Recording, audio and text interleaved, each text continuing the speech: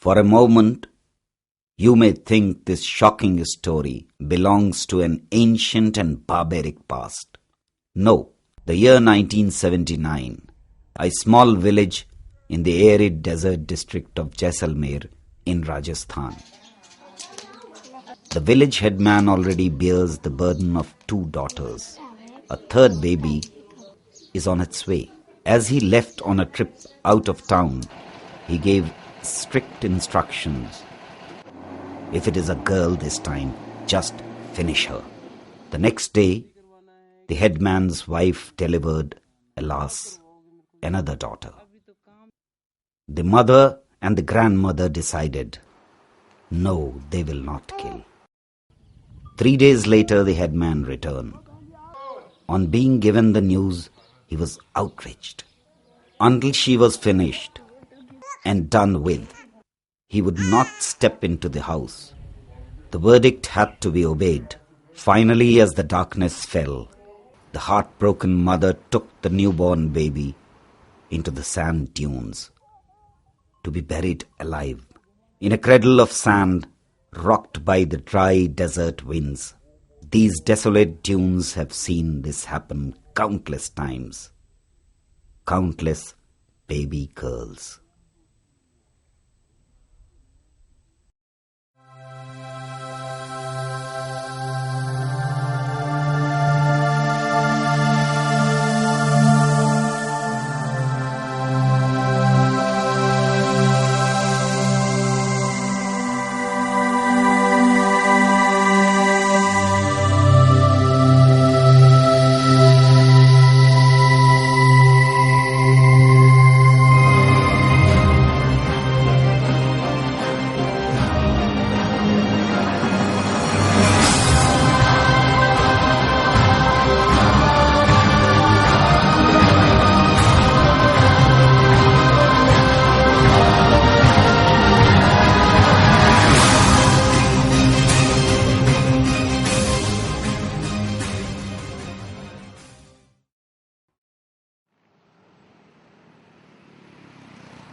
By the mid-80s, sonography arrived. Finding the sex in the womb became much easier. Sex detection became big business. Spend 500 rupees now, save 500,000 rupees 20 years later, yelled the huge billboards. Deeply entrenched son preference, the burden of dowry for daughter and big buck for the doctors led to a lucrative alliance between tradition and technology. Millions of girls went missing from the country. The Census of India 2001 National Child Sex Ratio recorded a sharp fall. In Rajasthan, the ratio was 909 girls for 1,000 boys in the age group 0 to 6. 10 districts fell below 900. Why do these figures worry us? मुझे मेरे रोंगटे खड़े होने लगेंगे कि क्या दशा होगी जो अभी जिस तरह के सेक्स के वायलेंस होने लगे हैं, जिस तरह से लड़कियों पर अत्याचार हो रहे हैं, महिलाओं पर अत्याचार हो रहे हैं, अब आप क्या सोचते हैं कि अगर उनकी संख्या कम हुई तो और नहीं बढ़ेंगे?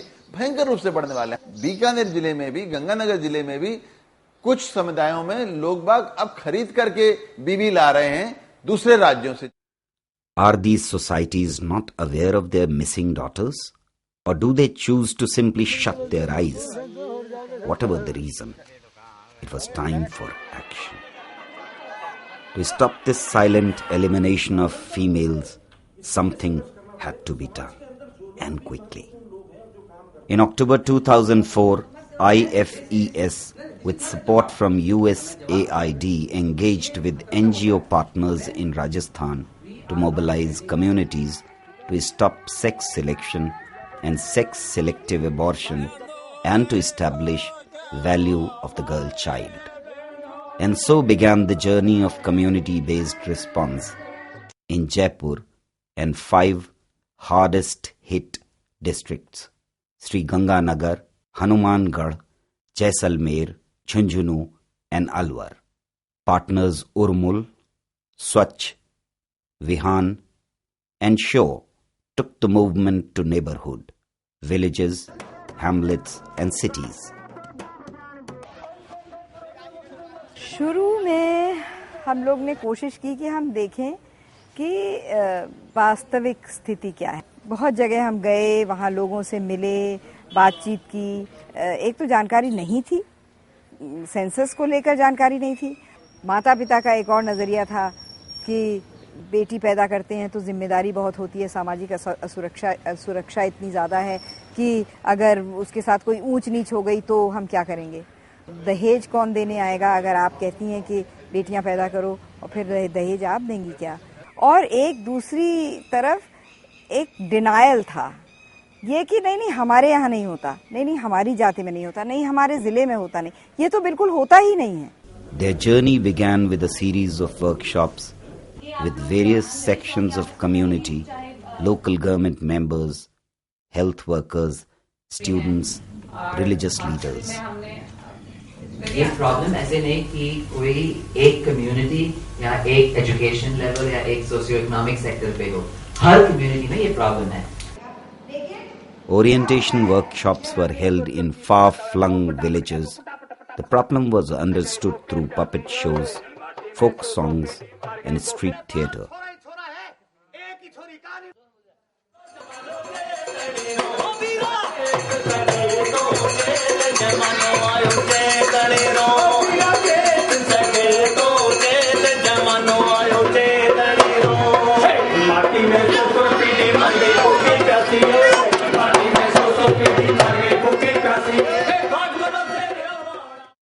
Children took out rallies, wrote crafties on the walls to speak out against sex selection. Urban youth of the National Service Scheme, an NGO show, came forward to organize campaigns in Jaipur. More than 50,000 pledges against sex selection were signed. Center for Advocacy and Research led the campaign of legal literacy across 8 hardest hit districts to implement the PCPNDT Act. More NGOs joined in, message that laid bare the cruelty against the girl child. हमें ऐसा लग रहा था कि female foeticide के मुद्दे को सबसे पहले कानून से जोड़ने की आवश्यकता है, तो हमने सबसे पहले उनको कानून के बारे में जानकारी प्रदान की, बताया कि कानून पे काम करके किस प्रकार से जो मेडिकल क्राइम है उसको हम रोक सकते हैं और दिन प्रतिदिन जो लिंग जांच की जाती है अल्ट्रासाउंड क्लिनिक्स पे, अल्ट्रासाउंड मशीन का गलत इस्तेमाल करके जो लिंग जांच की जा सकती है उसमें हम कैसे कमी ला सकते हैं। पूरे 32 जिलों में राजस्थान के ये शोध किया था कि जो कानून की अनुपालना है उसकी वास्तविक स्थिति क्या है, और जब उसकी रिपोर्ट सरकार के साथ हमने बांटी, अनुभव जो शेयर किया, उसका एक ऐसा दबाव पड़ा कि सरकार द्वारा PCPNDT सेल एक राज्य स्तर पर गठित हुआ है। नीतिगत तौर पर ये एक बहुत बड़ी पहल हुई है। दरिया की कसम मौजों की कसम ये ताना बाना बदलेगा, दरिया की कसम मौजों की कसम ये ताना बाना बदलेगा। तू खुद को बदल, तू खुद को बदल, तब ही तो जमाना बदलेगा। दरिया की कसम मौजों की कसम ये ताना बाना बदलेगा। डेफिनेटली हमारा फोकस मोर कम्युनिटी पे रहा, क्योंकि हमारा ये सोचना है कि जब नीड ही नहीं रहेगी तो डॉक्टर कहाँ से अल्ट्रासोनोग्राफी करेगा, और समाज को जागरूक करेंगे तो फिर ये चीज हटी जाएगी। The movement became a people's issue as community-based response groups were formed. Men, women, adolescent girls, youth, healthcare workers, teachers and students joined in. Media publicized the issue and efforts. Rajasthan University Women's Association volunteered their support. Religious and community leaders added their voices. मतलब यह है कि 8वां वचन वो जाती time में उनको आशीर्वाद देते हैं हम लोग, और आशीर्वाद देते हैं, उनमें ये कहते हैं कि बेटा लड़की को सम्मानित करोगे तो इज्जत होगी। तो तकरीबन 3-4 साल से हम प्रयास रहते हैं। पिछली बार हमने जित जम्मे राजान, एक गुरबाणी का शब्द है जिसने राजे महाराजे पैदा किए, उसको समर्पित खालसा मार्च निकाला था और 52,300 लोगों ने प्रण पत्र भरा गुरु ग्रंथ साहब की हजूरी में भी हम न तो कन्या भ्रूण हत्या करेंगे और न करने देंगे। Ganganagar celebrated the historic Kanya Lodi, a celebration reserved for boys until now.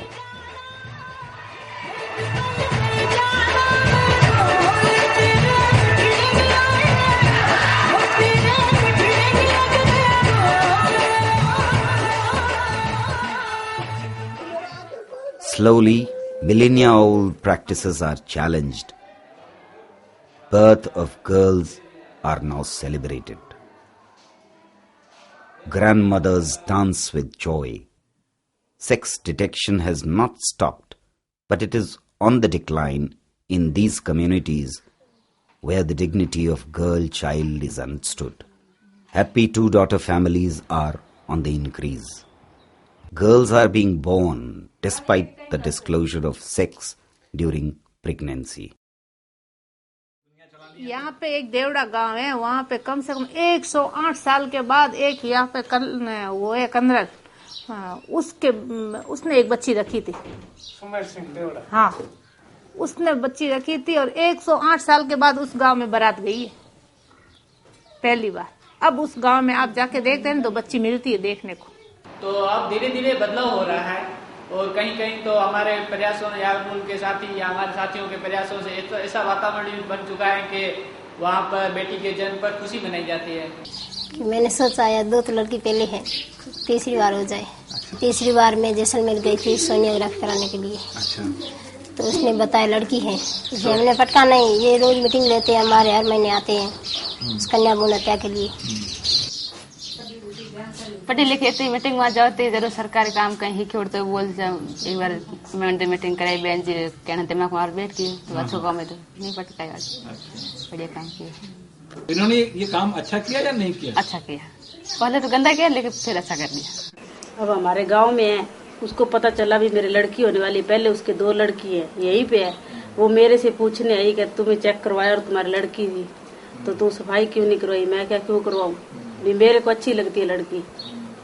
हाँ लड़के भी अच्छे लगते हैं लेकिन लड़की क्या लड़कों से कम थोड़ा है। मैंने सोचा क्यों नहीं अपने जीवन से ही शुरुआत की जाए। मैंने बगैर दहेज लिए शादी, एक ही बच्ची है, वहाँ पर मैंने प्रण भी लिया था यदि दूसरी संतान चाहे लड़का होगा या लड़की होगी कोई संतान रखनी है। यदि लड़की भी हुई तो भी उसके बाद ऑपरेशन होगा और लड़का हुआ तो जिसके बाद ऑपरेशन। इधर पड़ोस में ही गांव, हमारे खेत पड़ोस गांव है, तो वहाँ पे एक लड़की हो गई थी। तो वो सभी ढीले ढीले नजर आ रहे थे। मैं उनके वीडियो करने के लिए वहाँ पे गया था। मैंने कहा लड़की हुई है, आपने वीडियो कराया, डीजे लगवाया है, लेकिन आपके चेहरे पर खुशी नहीं दिख रही है। उन्होंने कहा अभी लड़की हो जाती है तो खुशी तो नहीं आती है। तो मैंने कहा एक लड़की आगे परिवार को संभाल सकती है, इसी कारण मैंने कहा इसके जन्मदिन पर थाली बजाओ। तो उन्होंने थाली भी बजाई थी, उन्होंने खूब नाचा। उन्होंने मेरी बात पर विश्वास किया कि वास्तव में बच्चा कुछ कह रहा है। जैसे यहाँ पे 250 लड़के थे और 220 एक लड़कियां थी, और अब हमने जो सर्वे किया डोर टू डोर उसमें सिर्फ 2 का डिफरेंस आया, माइनस में सिर्फ 2 लड़कियां गई हैं। नहीं, टाइम तो इसमें लगेगा, टाइम तो 5-10 साल का इसमें और लगेगा इसमें, पर अब 90% ये मतलब बिल्कुल कंट्रोल में है।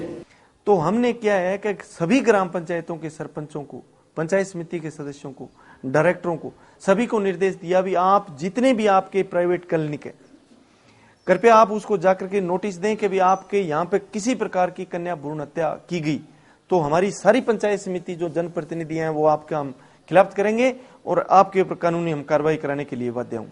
कन्या के जन्म पे बधाई पत्र भी देना शुरू किया है और उसका उद्देश्य यही है कि ठीक है ये एक छोटा सा कागज है लेकिन उसके लिए बहुत बड़ा मायने है उस परिवार के लिए। जब हम एक बधाई पत्र देते हैं तो उसको लगेगा कि हाँ कितना मेरी बेटी आई है तो कितना सम्मान हुआ है। इन्हें टीचर बनाएंगे पढ़ा लिखा कर। The challenges of epic proportion daunting, but change is perceptible. A movement has begun. सामुदायिक स्तर पर जब मैं आयोजन देखती हूँ जो कि कन्या भ्रूण हत्या को समर्पित होते हैं या कन्या भ्रूण हत्या के मुद्दे को उठाते हैं और उसके विरोध खुलकर सामाजिक तौर पर एक सामाजिक मंच पर जब आवाज उठती है तो मुझे बहुत खुशी होती है।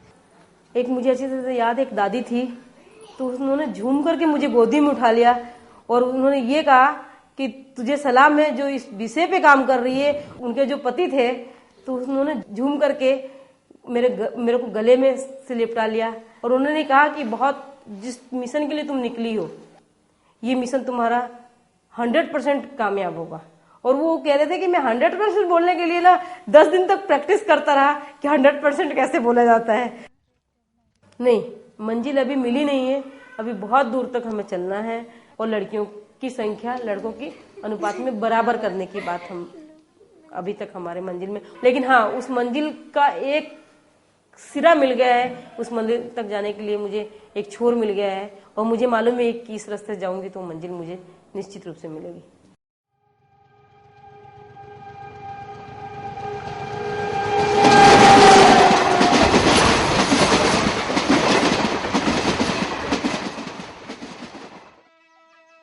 This journey, this intervention is a response to the voice of the girl child. For her right to be born, to live a life of dignity. Communities have begun to hear this voice. Will you not allow my unborn sister's voice to reach those homes, those streets, those courtyards where sound of laughter of daughter has not been heard?